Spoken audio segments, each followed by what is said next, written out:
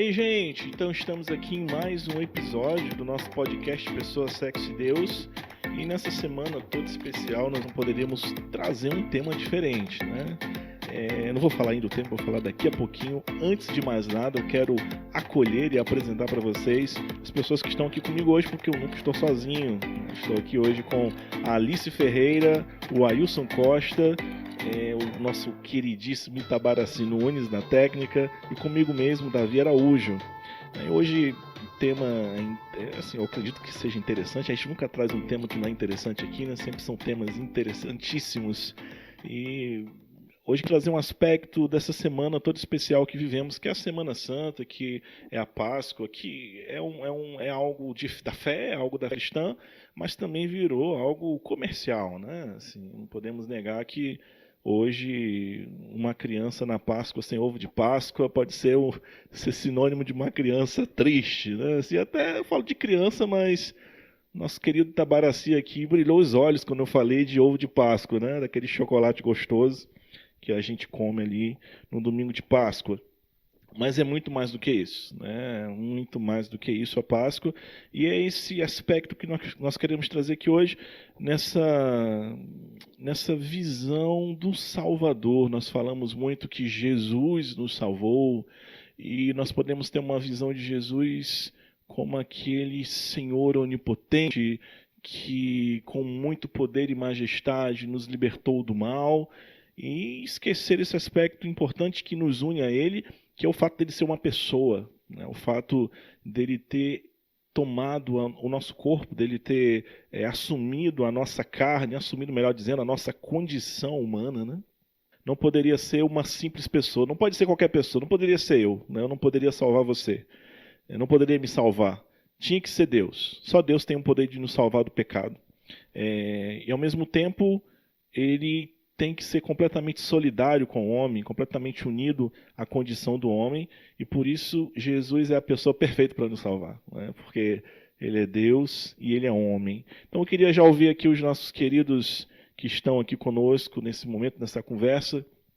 O que vocês, quando a gente fala assim, salvos por Jesus, salvos por uma pessoa, o que é que vem assim para vocês quando nós falamos de Salvador? Jesus nos salvou, uma pessoa nos salvou. É importante a gente perceber que quando nós falamos de que uma pessoa nos salvou, eu gosto sempre de me reportar um pouco à questão da encarnação do próprio Verbo de Deus, que é o próprio Jesus, né? Ele vai descer à terra para sentir fome do coração do homem.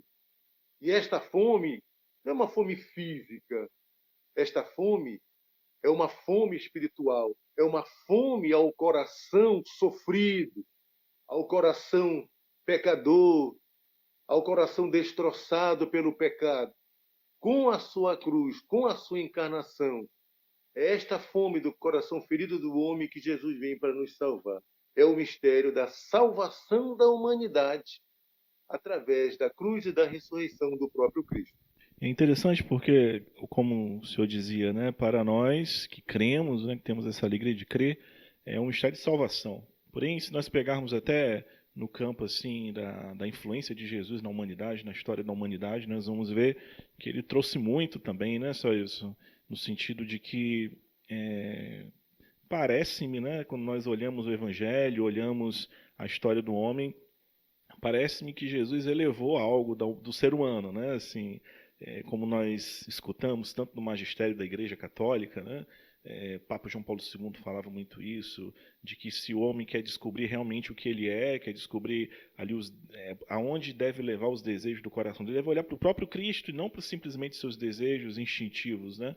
Mas olhar para os atos de Cristo. Para vocês acreditam que Jesus elevou o ato humano, né? O ato humano, trazendo também assim, uma frase que eu acho muito bonita de João Paulo II, é que o ato revela a pessoa, né? O ato da pessoa, o ato humano revela a pessoa, porque é tudo aquilo que a pessoa traz no seu interior, tudo aquilo que a pessoa vai vivendo ali, e aquilo ali se transforma em uma decisão de fazer algo, né? Assim, uma decisão de realizar alguma coisa, ou de ruim ou de boa. E Cristo realizou algo grandiosíssimo, né? Assim, ele morreu, sofreu, como só eu estava dizendo, né? Ele sofreu por nós, né? Como Paulo disse em Romanos 5, ele morreu por nós quando nós ainda éramos pecadores, né? Então, para vocês, assim, o ato de Cristo, o que ele traz, assim, o que ele ensina para nós como pessoas? Olha, eu acredito que esse ato, né, ele tem muito realmente a falar da pessoa, como diz São João Paulo II. Quando o Davi, quando você ia falando, eu ia lembrando muito de que fala Santa Teresa d'Ávila, né? Ela fala de que muitas vezes quando nós estamos nos relacionando com Jesus, nós tendemos a nos apartar de tudo aquilo que é corpóreo e queremos olhar para ele somente com este espírito angélico, né? Somente como se fosse algo angélico, algo somente divino. Mas Jesus, sendo 100% Deus e sendo 100% homem, ele toma no seu corpo, nas suas feridas, nos seus flagelos, né? Ele toma ali sobre ele o peso dos nossos pecados, tomando como para ele aquela missão. A missão é dele, de nos redimir. Mas ele nos envolve, ele nos faz participar desta missão. Nesse movimento de, na nossa carne, também nos fazer experimentar desta dignidade divina, né? Isso aí, Wilson, o senhor como professor de Importante perceber história, também. perguntar para o senhor um negócio. Antes de Jesus, se o senhor tem lembrança de alguém que tenha morrido por pessoas desprezíveis, assim, pecadores, né, como a palavra nos diz, acho que antes de Jesus as pessoas morriam pela pátria, né, morriam pela família, faziam um sacrifício pelos filhos, ou não sei, por uma grande causa, qual eles se acreditavam muito. Mas a partir de Jesus nós vemos alguém que foi injusto consigo mesmo, né? Assim, foi capaz de dar a vida por pessoas desprezíveis. A gente pode colocar um outro adjetivo ali no exemplo que Paulo dá, né, para falar de pecadores. Sim, é importante a gente perceber que a história da humanidade, né, isso também está no livro de história, a história da humanidade, ela se divide no antes de Cristo e no depois de Cristo. Antes de Cristo, as pessoas não morriam em prol do outro, não morriam para salvar o outro. Antes de Cristo, toda morte, toda situação de conflito era a defesa ou de si próprio ou das riquezas que se buscava. Não se tinha essa preocupação de morrer pelo outro, de estar aberto a aderir à morte pelo outro. Mas a história de Cristo veio para fazer uma grande mudança na história da humanidade. Por quê? Porque, na verdade, essa união hipostática de Cristo, 100% Deus e 100% homem, revela um grande mistério. Qual é esse mistério? Primeiro, o Calvário de Cristo é esse Deus apaixonado pela sua criatura, apaixonado pela sua obra-prima, apaixonado pelos seus filhos, que somos cada um de nós. E essa paixão por cada um de nós levou essa atitude radical de Cristo, essa atitude única de Cristo, que é justamente o quê? Fazer com que a humanidade possa acolher de forma plena este homem que veio desde toda a eternidade escolhido para salvar o homem. Portanto, aquele que está em Cristo, pela sua cruz, pela sua ressurreição, necessariamente, incondicionalmente, deve ser uma nova criatura. E essa nova criatura está centrada na oferta de vida de Jesus, que foi radical, incondicional, abissal, para salvar a humanidade. E aí, o senhor falava, e a Alice também falava antes, né? Porque o interesse de Jesus é nos salvar e ao mesmo tempo nos dar as condições para sermos homens e mulheres, né? Assim, ser uma humanidade feliz, uma humanidade realizada. E Com encontramos a nossa certeza. felicidade e a nossa realização, se nós olharmos para Jesus e nós entendemos que a nossa realização está em nos ofertarmos também. Ontem, na homilia de ontem do Papa Francisco, ele disse uma coisa bem interessante, é que a diferença entre surpresa e admiração. Peguei essa frasezinha para a gente trazer aqui. Ele diz assim: também hoje há muitos que admiram Jesus. Falou bem, amou, perdoou, o seu exemplo mudou a história, admiram-no, mas a vida deles não muda, porque não basta admirar Jesus, é preciso segui-lo no seu caminho, deixar-se interpelar por ele, passar da admiração a surpresa, né? Passar ali daquela admiração legal que nós temos por ele, esse homem altruísta, né? Uma palavra da moda hoje, mas não somente admirá-lo, mas querer viver ali baseado ou unido a ele, né? Então aí eu levanto mais uma questão nesse sentido.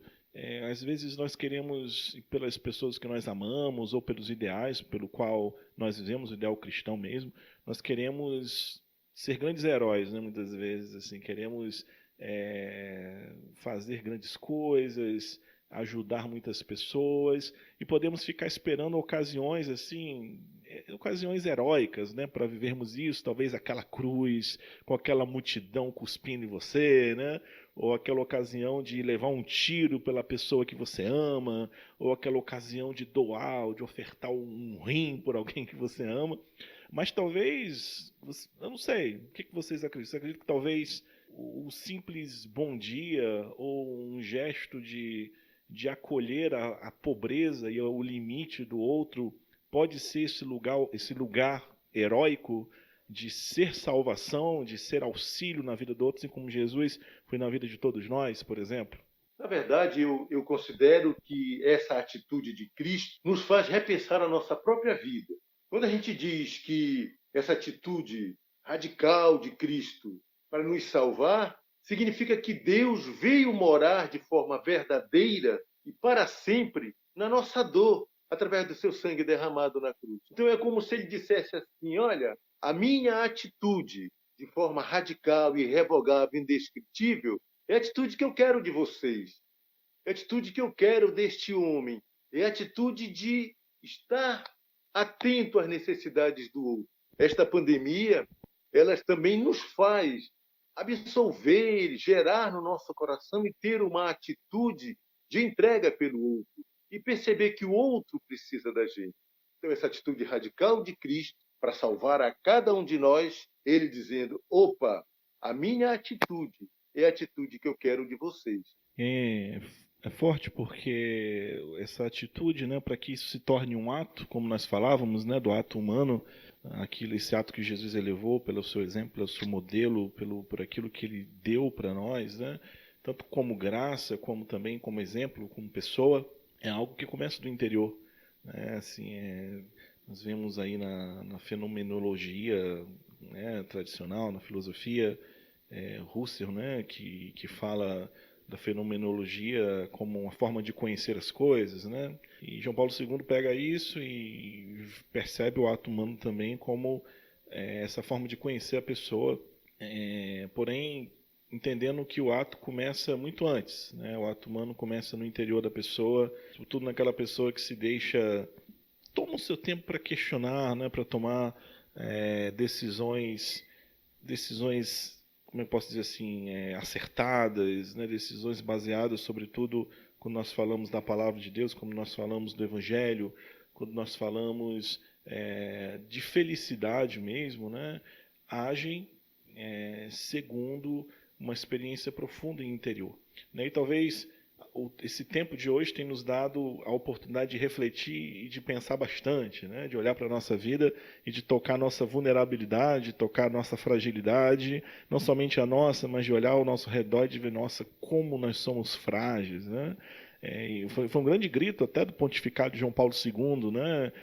Ali no início dos anos 80, ele escreveu várias exortações apostólicas, né? O Redentor do Homem, a Mãe do Redentor, enfim, vários textos, né? Encíclicas com esse termo Redentor, Salvador, até para lembrar o homem que ele precisa ser salvo, que ele tem um Salvador, que ele tem alguém que o salvou, né? E nesse tempo agora de vulnerabilidade, desse grande sofrimento, nós vamos entendendo que nós podemos ser também uma extensão desse Salvador, né? Uma extensão dele, como São Paulo, né, fala ali aos Colossenses, eu completo na minha carne o que faltou à paixão de Cristo, né? Isso é muito concreto, isso é muito real, né? Completarmos na nossa carne, completarmos com as nossas escolhas, com o nosso ato de amor, com o ser injusto conosco às vezes, né? Isso pode ser mal entendido num tempo, num período onde nós buscamos sempre a justiça, né? Eu não quero perder nada, eu não quero sofrer prejuízo com nada, né? Absolutamente nada, e eu até posso fazer algo por você, mas contanto que eu não perca nada, né? E isso causa um grande mal-estar e um grande sofrimento até em nós, né?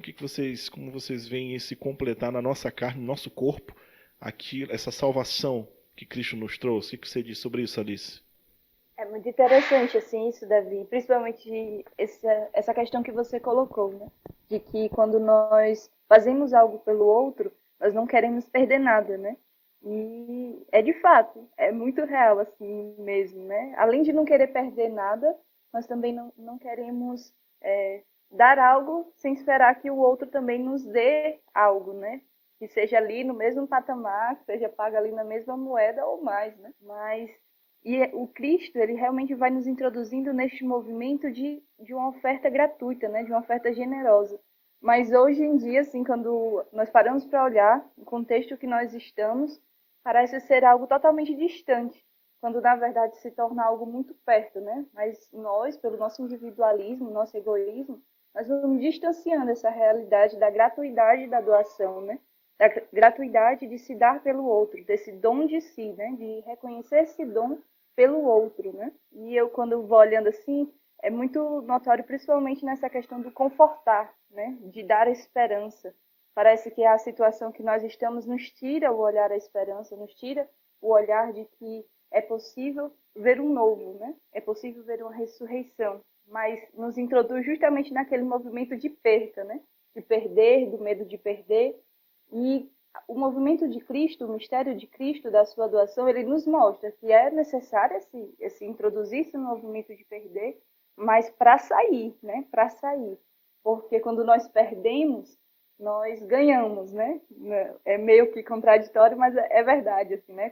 Quanto mais nós perdemos para si mesmo, mais nós ganhamos para o outro. Quando o Papa Francisco fala, né? Jovens, quebrem os espelhos, né? Ele vai falando muito neste movimento de quebrar para si mesmo aquilo de se olhar somente o que me é necessário, né? O que é que me diz respeito. E quando eu tiro esse espelho, né? Quando eu quebro ele, eu consigo olhar o que é que realmente o outro precisa, né? E aí vai das coisas simples, vai do básico, talvez, da vida, né? Um escutar, dar aquilo que muitas vezes pode ser algo tão simples, como o Davi citou, do bom dia, né? Mas que no tempo de hoje faz uma diferença tremenda, assim, né? Faz muita diferença, porque faz com que o homem ele experimente daquilo que parece ter perdido, parece ter se tornado monótono, parece que ter nos tornado os robôs, né? Mas, na verdade, a gente está ali introduzido no mistério de Cristo, nos faz voltar ao que é essencial, desta doação de si, né? Desta doação para o outro. Pois é, e uma coisa assim, para nós já irmos caminhando para o fim, sobre essa salvação que Jesus nos trouxe, né? No sentido da fé, acredito que a fé traz uma esperança que pode somar bastante na humanidade, que pode somar bastante, sobretudo, no sofrimento atual que vamos vivendo nesse ano de 2021, desde 2019, 2020, 2021, onde as esperanças vão se acabando, porque o sofrimento não vai se abreviando, né? Parece que ele vai se estendendo, né? Por conta aqui da pandemia. Isso nos ensina bastante sobre o que podemos esperar da salvação, né? Aprendemos e vemos muitos frutos, digamos assim, da nossa linguagem, né? Os frutos da salvação de Jesus na nossa vida hoje. Porém, nós entendemos e queremos proclamar para todos que a salvação de Cristo, ela nos dá eternidade, ela nos dá uma felicidade que nós ainda não temos noção, né? Que nós ainda não podemos tocar completamente. Aqui tocamos algumas migalhas, né? dessa grande eternidade junto dele, porque vamos vivendo com ele já aqui, vivendo esse ato humano mais elevado. Porém, temos uma esperança ainda maior. Eu me lembro daquela música do John Lennon, né, Imagine, onde ele falava ali, né, imagina um lugar mais assim, mais assado, né, iria sonhando, claro, naquela esperança que ele trazia, uma certa utopia, né, aquela utopia, um lugar perfeito, segundo o conhecimento e a visão de mundo dele ali, do poeta. Eu me lembro também, gosto de sempre fazer essa comparação de uma outra música gospel americana que fez muito sucesso, que é Eu Só Posso Imaginar, não é o nome da música, que o rapaz que compôs a música, ele fala do céu, né? Eu só posso imaginar o dia em que eu estarei contigo, eu só posso imaginar o dia em que eu te verei, eu só posso imaginar o dia em que eternamente caminharei contigo, né? Falando para Deus. É interessante nós trazermos essa diferença de esperança, né? Devemos ter esperança nesse mundo e é para isso que nós estamos aqui.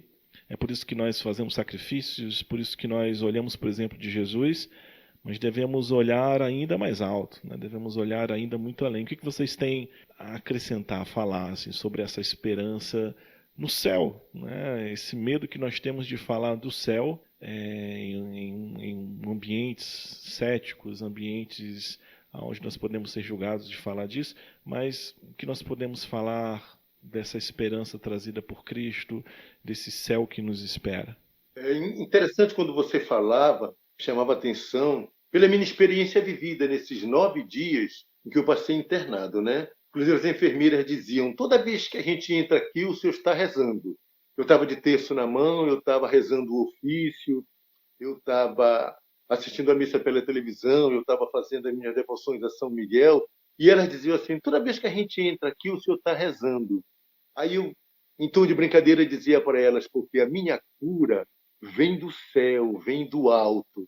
Vocês, os médicos, são apenas instrumentos de Deus para que eu saia daqui. Então, às vezes, nos tempos de hoje, a gente percebe uma preocupação muito para quem caminha com Deus, para quem, de uma certa forma, já teve uma experiência com Deus. Nos dias de hoje, ao longo da humanidade, mas hoje principalmente é muito forte, é que as pessoas elas têm medo da humildade, elas têm medo de ser humilde, elas têm medo de abrir a sua vida para ajudar o outro, né?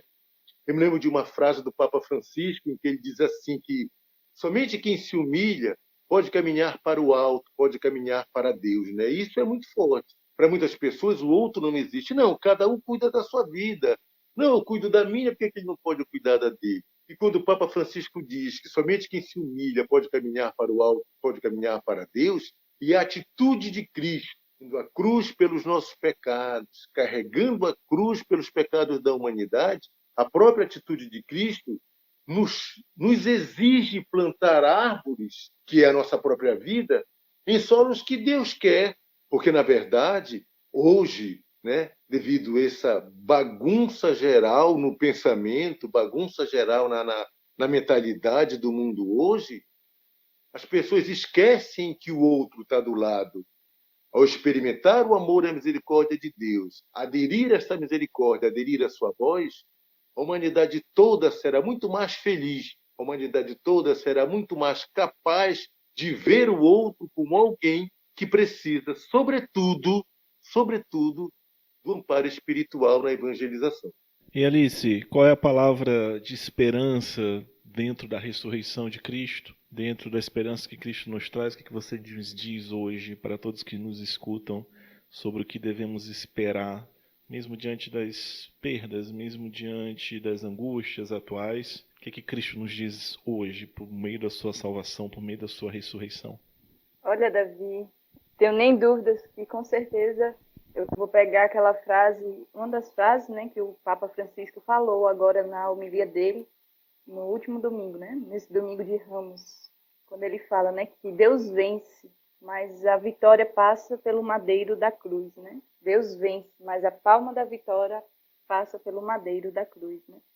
Ter essa certeza assim mesmo de que pela oferta de Cristo, aquela oferta ali que parecia não ter sentido nenhum, não parecia ter vida nenhuma, pelo contrário, né, era a morte. A cruz que gerava morte se tornou aquela árvore fecunda, se tornou a árvore da vida, né? Então, ter realmente essa certeza de que Deus ele vence nas nossas vidas, de que Deus ele está presente, né? Como também o Papa Francisco falou, logo no início da pandemia, de que Jesus ele permanece na barca, né? Quando ele nos fazia meditar o Evangelho, da tempestade acalmada, né? De que mesmo ali parecendo que Jesus estava dormindo, os discípulos atordoados, ele permanecia na barca, né? E ele mandava cessar aquela tempestade. Então, ter essa certeza de que, a partir desse momento, desse tempo, né, principalmente nessa semana, possamos contemplar esse mistério da paixão, da morte e da ressurreição de Cristo e deixar que nos nossos corações também esteja ali pronto para viver com Cristo a sua paixão, a sua morte e deixar que Deus gere a vida em nós, o que não parece mais ter vida, né? Deixar que Deus gere a esperança em nós, onde parece já não mais ser a esperança. Então chegamos ao fim de mais esse podcast todo especial e queremos que você traga no coração a esperança daquele que deu a vida por você, tá certo? Traga no seu coração a esperança de que você também pode dar a vida por outros e aí está a sua felicidade, né? Traga um olhar elevado sobre você mesmo, deixe Deus elevar a sua estima sobre você como homem, como mulher, como jovem, como adulto. Enfim, deixe-se tomar pela alegria do ressuscitado nessa semana e nós nos encontramos aqui na próxima quarta com mais um podcast.